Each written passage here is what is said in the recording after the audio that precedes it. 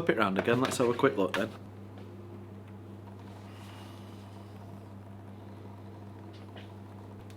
So, Jack Klaff, obviously we know him from Star Wars, but he's also a big stage actor, and he's also had roles in many TV shows.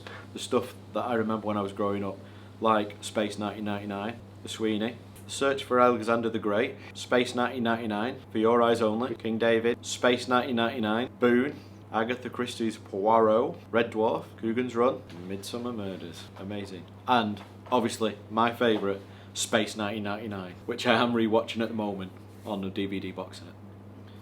Optical media, can't beat it. X-Wing helmets.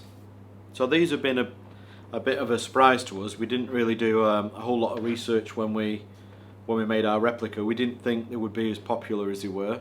But here we are, we've got now huge demand to do a few more Jack Klaffs. I think we did 25 originally, and we thought that would be that. But since the other signature editions have been larger runs, we've had a lot of demand to make the Jack Klaff run up to 100 to match the other ones, so that more people can get them and add them to the collection, because now they're collecting all the X-Wing designs. With that in mind, we thought, let's organise a meet with Jack. So a couple of weeks ago we went down to London. This is why we do the signature edition helmets. We get the signature, we get the plaque, we make the ultimate collectible of that particular item, and we get to meet the guy himself. And Jack was totally unexpected for me.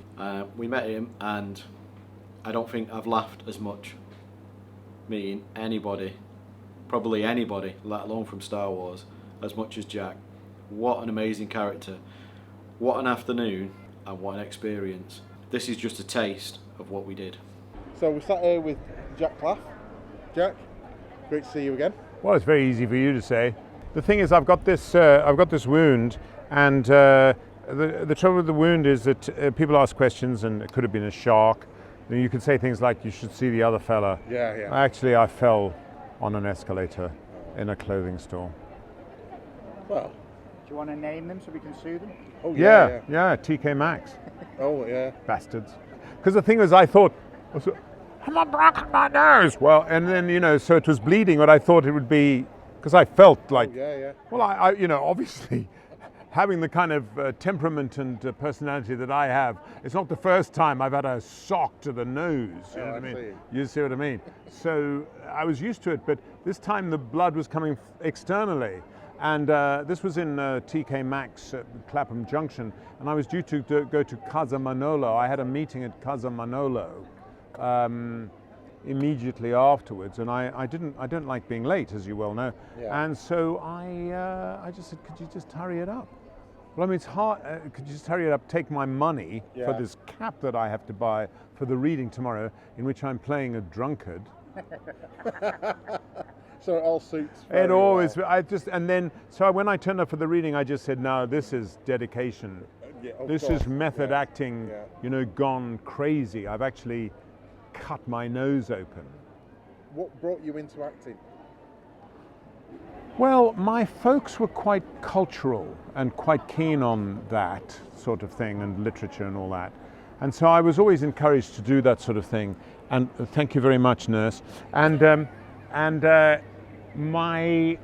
I had an interest in drama and everything, and I always had.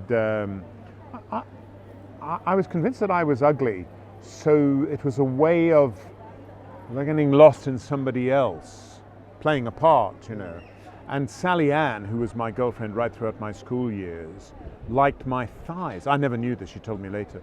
And I was very often playing sort of parts in tights. But I liked, I liked the rolling cadences of language.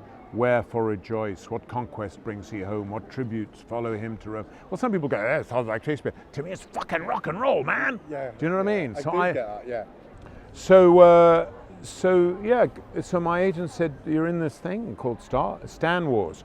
Now, what happened was that I went along, and you know the story, everyone's told you the story, that we were on this kind of board that they shook, and we, did our thing. And there were lots of people shouting, and George Lucas was this guy with a beard, very quiet, very gentle. Look there. Look there. Okay, do you mind if we blow you up? That's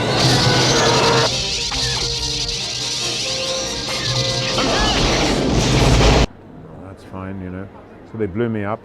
They gave me a wet rag, and he said, "Thank you very much, good job." And I went away, and I got in. I was then cast in Shakespeare and all sorts of plays, rather interesting plays. And then I went to the Royal Shakespeare Company. So that was, for me, the dream. And then there was this film called Stand Wars, which I didn't really know about.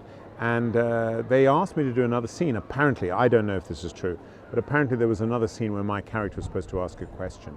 And I think my agent, who's terribly, terribly posh, said, "Oh, Jack's a classical actor. He's at the Royal Shakespeare Company." So I did one scene, and that was it. There was a guy called Don Henderson, who was always at Stratford playing kind of funny cockney parts in Shakespeare, like Bardolph and people like that. And people are coming up to me. Do you mind if I use any language? He said, "Oh, people coming up, can I suck your cock? Because you were in Star Wars." And you know, and he said, "Oh, that's right." Anyway, he was saying people are going crazy, and I went, "Really?" He said, "Yeah." And then people were saying people are going to Star Wars and lighting up spliffs and just smoking, getting, and I thought, yeah, okay. Anyway, so I gave of my all in some Shakespeare when I was playing medium. I was sort of playing quite good medium range, or slightly under medium range parts at Stratford, you know. And I was living there as a young guy, and this woman came to me and she said, "Oh, I really loved the Shakespeare. I love the Shakespeare. Were you in Star Wars?" And I went, yeah. And then it just went crazy. And I used to get letters. People would say, "I've now seen it, 40 times or something."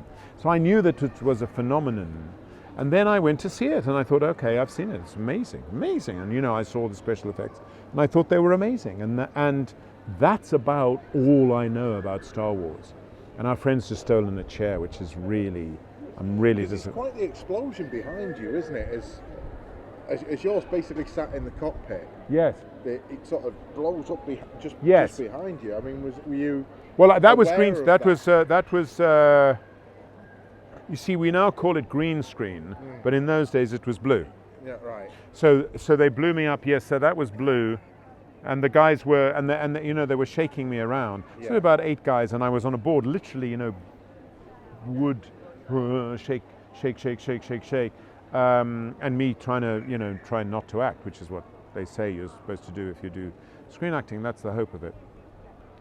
And they must have added all that in afterwards, except the initial explosion around me, which they must have done with special effects. "Do you mind if we blow you up?" "Not at all." Boom! And this wet rag came in, and I cleaned myself up. Right. And then went back to the thing, and there was an actor who'd been at the Bristol Old Vic, and we were sitting. Listen, I was reading a Russian novel called Fathers and Sons by Ivan Turgenev.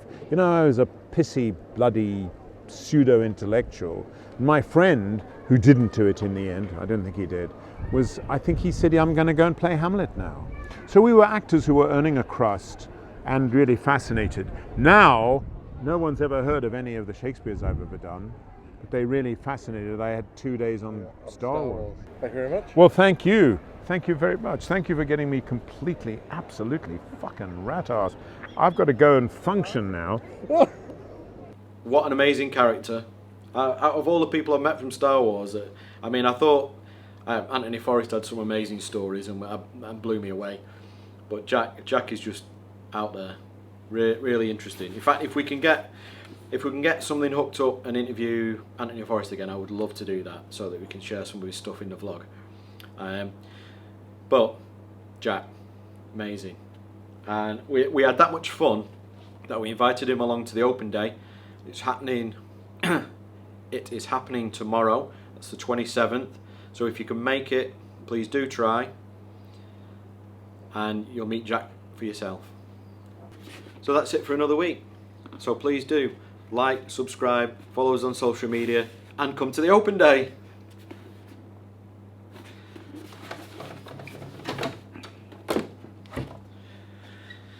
Is that it? Yeah. Are we good? Yeah.